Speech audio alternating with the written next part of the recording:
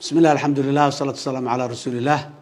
maanta waxaan halkan ku saxiixay 3 hindis sharciyeed oo baarlamaanka federaalka ee labada aqalba ay soo wada gudbiyeen oo soo dhameystirmay oo wixii hadda ka dambeeya dhaqangal noqon doono u gudbi doono waafinta rasmiga iyo inta ka dhiman laga dhameystiri doono. waa runtii guul aad iyo aad u weyn oo baarlamaanka federaalka Soomaaliya ee xukuumadda intaba ay wada shaqeeyeen oo la soo gaaray.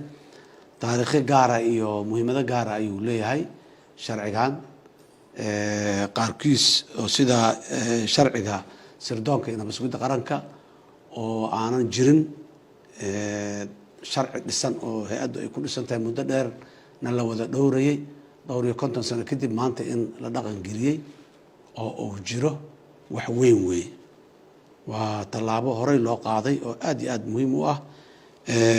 sharciga korontada ayaa kamid ah asigana oo sidoo kale asigana la sugayo muddo dheer oo ay ku xiran tahay horumarka dalka u gaaraya iyo baahida loo qabo iyo sharciga kale ee cunaqabataynta xadidan ee maaliyadda oo loogu talagalay argagixisada iyo dadka lacagaha sida xun ugu dhaqma iyo khalkhalka amni iyo dhaqaalaha dalka dadka qatarta ku haya in uu xadido wax ku dheelkooda in lagu xadido loogu talagalay 3 sharciyo aad iyo aad muhiim ah. waxaan rabaa dib ayaanan ka soo sheegi doonaa lana soo baahin doonaa laakiin shaqo aad iyo aad u fiican ayaa xukuumadda iyo baarlamaankaba ay qabteen sanadkan oo ay dadajiyeen shuruuc badan oo shuruudo badan oo nagu xirnaay markay noqoto xagga deyn cafinta iyo hadday noqoto hay-adaheena muxuu ahay u baahan inay hor u dhaqaaqaan sharciyadii ay ku shaqeyn lahayd dhaqaaqi lahaayeen waa ugu hambalyeynaya dadka Soomaaliyeed. waxaan rabaa inaan u sheego dalkani dowladdiisa dowlad sharciyad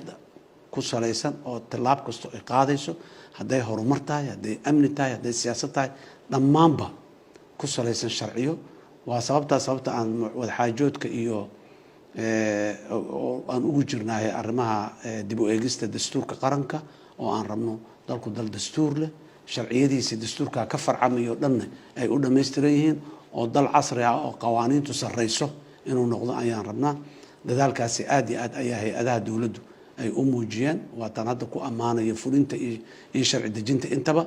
3dan sharci waa horudhac kuwa badan oo kalena waa soo socdaan. aad iyo aad ayaa u mahadsantihiin hambalyaan leh baarlamaanka xukuumadda.